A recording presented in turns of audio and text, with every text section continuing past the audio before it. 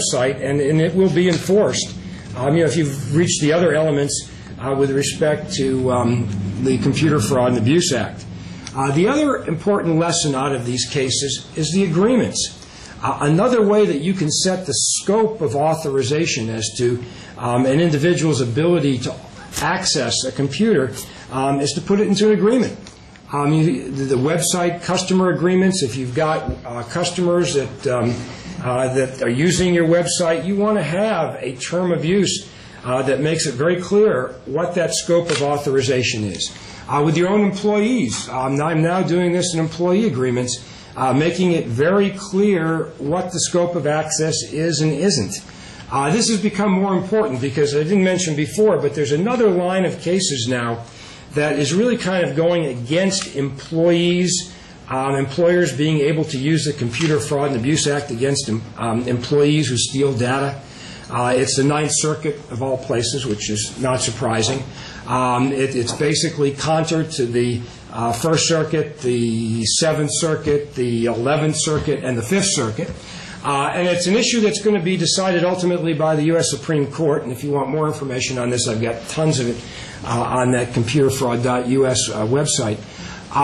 But you've really got to cover yourself from all standpoints here. And it seems to me putting it into an agreement gives you a lot more ability to be able to enforce whether someone's access was unauthorized when they went in and stole information. A lot of times there are companies that are related. They share databases. You want to make sure that you spell out clearly what the terms of use are between companies. There are a number of cases out there that talk about that particular issue. Confidentiality, non-disclosure agreements, obviously because of the EF Cultural case, very important. I would have never thought until I came up with that theory that confidentiality agreements were that important. It turned out in that case they were. Normally they simply repeat what the common law is, but in this case the First Circuit really latched upon that as an important factor. You also want to make sure that in your employee agreements and certain other agreements with vendors, et cetera, that you have restrictive covenants on rating, because what happens is in most of these cases you get somebody who comes in, they steal data, and then they go ahead and they take out employees who in turn steal data. So you want to really be able to have all of these bells and whistles in there to contain the damage that might occur. You want to have all those permissions regarding access to the website spelled out. And even with data vendor agreements, I mean, if you've got other vendors that are working with you on your database, very important that you have the proper agreements with them spelling out authorizations and what they can do and not do in terms of your database. Extremely important. So let's put yourself in a situation. You find out that your website has been hacked. What do you do at that point? What do you do to protect your business, recover your loss? If it's competitively sensitive information that you're really concerned about, you want to get that data back. You don't want it in the hands of competitors. You don't want it out in the marketplace where other people can use it. And clearly this is a situation where speed is of the essence. Again, one option here is to report it to law enforcement, but you're kind of at the mercy of the feds or whoever you report this to. You take a back position to whatever they feel is important at the time, and so you really have to be prepared to be able to do this pretty quickly. And the law has really kind of required that now. You've got all of these statutes now. There's 45 statutes from the states that require notification if there's been a breach of personal information, meaning Social Security numbers or other information that can be used to perpetrate identity theft. And some of these statutes either say you've got to do it at a reasonable rate or you've got to do it within 45 days. So there's not a lot of time to kind of screw around and sort of get your act together on this stuff. And look for the right people to come in and do what needs to be done. You really have to think about this ahead of time. And so one of the items that we really recommend here is having set up actual protocols for response. Having somebody designated as a coordinator. Be investigative ready so that you can go in and really look at this. Now, one of the big problems, of course, is a lot of companies, they use their IT people to do this. And there is a huge danger there if these people are not really trained as forensic examiners. Every time you open a Microsoft product, you are destroying tens of thousands of time date stamps that can be extremely important evidence. I'll give you an example, a case I had for Lockheed Martin against Boeing. The date at which somebody met with somebody else in California was extremely important. Fortunately, this person, or unfortunately, took the data on floppy disks. We were able to show from the date time stamp information the exact date just before he boarded a plane to go to California to meet with somebody from Boeing. Purely lucky that we had that there. But if that had been in the computer or the PC and somebody had opened up the computer to look at email, to look at files, just the opening up of that would have destroyed it. The other thing is you also don't want to have your IT people necessarily testifying in federal court or anyplace else. It's not a pleasant experience. For one, some people enjoy it, believe it or not. But you're better off having somebody who is an expert that can come across at least as having credentials as being unbiased, even though the company's paying for the person. You're still better off with an expert that's going to take this on. Now, this is something that you do all the time, Ben. Give us an idea. I mean, there's certain files that you look for. Kind of give us a flavor of what are the types of things that you do in this area that you find, and what are most helpful in these? Well, I mean, that's a good point. We have companies call us and say, we've been broken into, what do we do? And Nick's point about having a plan and being ready, you'll do that with your physical spaces, right? But you need to have a plan and be ready. What if, what are we going to do? There really are two major areas we look at. The first thing we do is we go to the temp file, which is TMP file on the server, and see that's generally if someone breaks in and does something, that's where no one looks, right? It's kind of like your trash, right? It's where all the temporary files are held. They delete themselves, so no one ever goes in and looks there. Typically, that's where people put all their nasty stuff. Now, why is it who puts the nasty stuff there? It's the hackers, or it just goes there? Well, the hackers. If someone's going to break into your server, and then again, like I said, they want to set up videos that are going to be downloaded, or they may use your server as one of these fictitious sites for somebody else, right? They're going to put all their files and use that temp area because it's not noticed in your regular directory structure. It's kind of like in the back room where the trash goes out, because generally those files are deleted by the computer over time. You may want to click that. The second place that we look are the log files, and this is where Nick is really correct in being quick, because your server, is it keeping log files of everything that's going on, and they delete after a period of time. You can't just keep every log file. That may be after a few days, after a week. So when something happens, you need to get those log files and get into that temp area right away to see what evidence has been left behind. Well, what kind of evidence is left behind? Give us a flavor of what sort of things you see when you open up these log files. Well, they're not something the average person wants to actually take a look at because they're very confusing. But they'll have time and date stamps, IP addresses coming and going. It's creating all the activity of your server, what's happening within it. Now, you mentioned IP addresses. Why don't you give everybody a kind of an idea of what is an IP address? So we all know what a domain is, mycompany.com. Well, that's just like a mailing address. Behind it is a number, 192.64.165.48, and that's the identifier of where that website is or where you come from.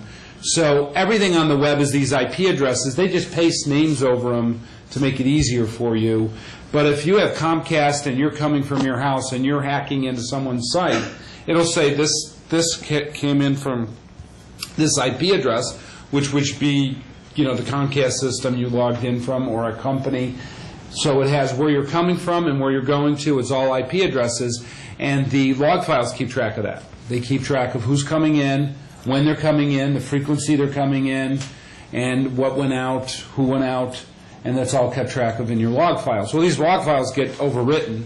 They're used really for troubleshooting and for things like this. So if you break in, you got to make sure you get that log file right away and get a copy of it before it's erased. Okay, and just to give you an example, I mean, the EF Cultural case, which I talked about before, the way we were able to learn that anybody had gone into that EF Cultural website and downloaded those 150,000 some odd prices was through the log files. Exactly. I mean, we were able to take the IP address and then trace it back to the web development company that the former president and ex-employees were using to develop their website.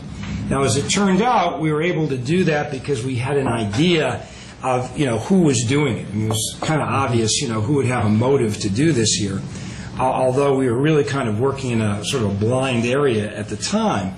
And for the most part, I mean, you get these IP addresses, you don't know who they belong to, right?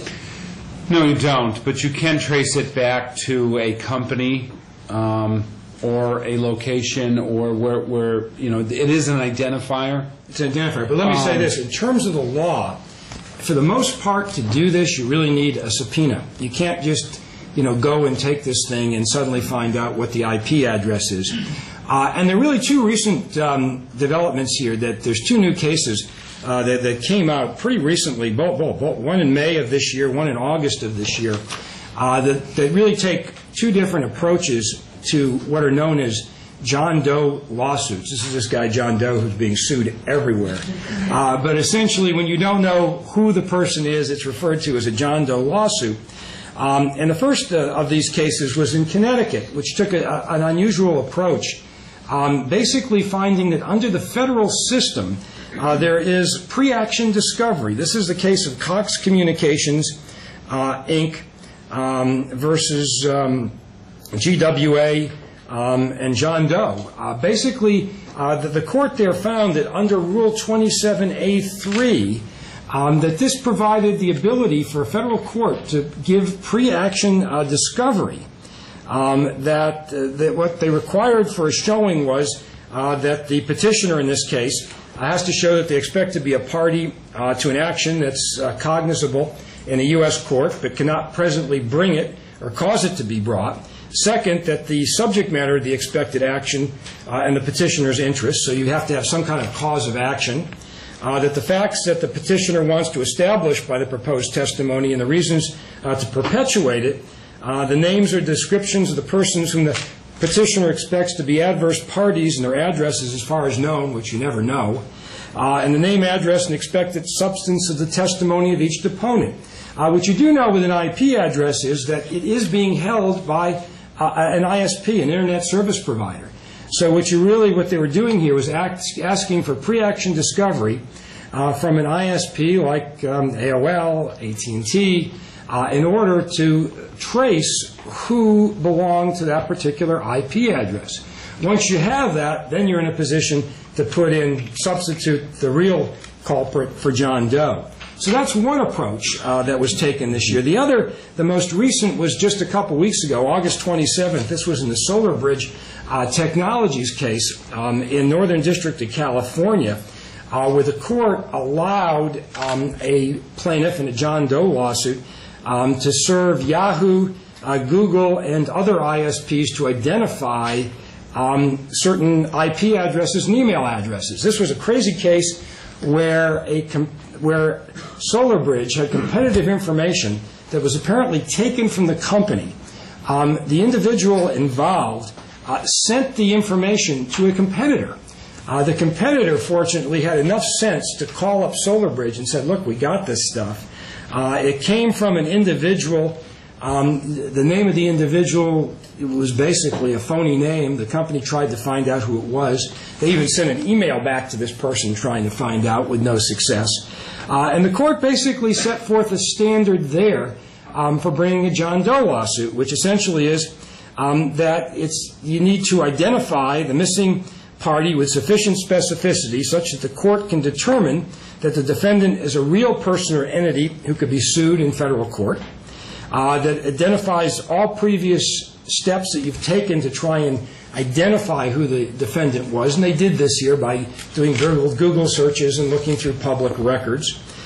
Three, establishing to the court's satisfaction that a lawsuit against whoever you found out did this could withstand a motion to dismiss. And 4, justifying reasons why this specific discovery is needed in identifying a limited number of persons to which you want to take this discovery. So this kind of, if you put this in conjunction with what you can do under the Computer Fraud and Abuse Act, with common law conversion, and other statutes, including even the RICO statute, if you've got the right fact pattern, this is an ability to be able to go out and be very, very aggressive in identifying, who it is that hacked into your site, and be able to bring them into court. So this is something that I think more companies are doing, and it's clearly a trend that the federal courts are dealing with at this point. At any rate, just to kind of wrap this up, I hope this is giving you some information in terms of how you feel your site is vulnerable, kind of what your legal obligations are to your users, how you can use the law to protect yourself, how you can build a more secure website application and make sure they stay secure, and what legal actions you can take to protect the site. I know, Ben, you have an offer you wanted to mention to people that you'd be willing to do. Why don't you? Sure. If anybody has a website, a web application they want scanned just to see what vulnerabilities exist, let us know. Give Mike your card afterwards, and we'll set up a free scan for you to go through anything you have until it'll give you a list. Now, I will tell you, I've seen lists that have had 6, and I've seen lists that have had 60,000 vulnerabilities. But most people, you'll be surprised at what you're seeing. At least you know where you are. At least you know whether you're in trouble, whether you have things going on, and it'll compare it to the WASC list, the federal list there of vulnerabilities, and it'll tell you what you need to do to go get it fixed. So if anybody's interested in that, more than welcome to a free scan. We would provide that. Now, I know we've covered a lot of material here today, a lot of information. If anybody has any questions, we're just about at the 2 o'clock hour. I promised we'd do this in 1 hour because I know people have places to go. But if anybody has any questions, we'd be more than happy to take them now. Sure. How do you become a target of hackers? I mean, I understand that known companies with big names, they try to hack them all the time, but if it's an unknown website, do they just try random names and see what's there? Well, if you're doing search engine optimization, or you want to be in Google, or you want to be out there, or you're doing advertising, your URL and your website's out there. And as I've said, I've seen unknown websites get attacked 2,000, 3,000, 4,000 times over a weekend by drones. We talked about this. These drones can just be sent out there. They follow links. They go from website to website. All you have to be is linked to somebody. You be out there. A drone's going to show up. They create lists, and they go in and they test little things to see if they can get in. Or it could be an employee. Yeah, I mean, look, the biggest threat, as far as I'm concerned, is really your own internal threat, that it's your own employees. I mean, look, in the old days when I first got into this, I did this for a major insurance company up in Buffalo. A sales manager left. On a Saturday morning, he pulled up a truck. I had a couple rent-a-thugs, brought out a few dollies. They took out all of the file cabinets for all of the policyholders in the area. We were lucky, because, we had witnesses to the rent-a-thugs. We were able to identify people. You could see real people. Today, all you need is a little USB stick. You stick it into the computer. All that stuff that was in all of those files that all of these thugs took out could be put on one USB stick. And so that's where the real concern is. And as Ben was talking before about, sometimes you have no idea this happened. And so there is a real problem here in terms of dealing with data that has made this problem much worse than it ever was, which is why you really have to be guarding against this in your employee agreements, in your policies, in your compliance, and really bringing together your corporate security, compliance, HR, together in attacking this problem. Well, I was going to ask, how do you tie in your web security with your overall data security, with your servers and everything else, managing access,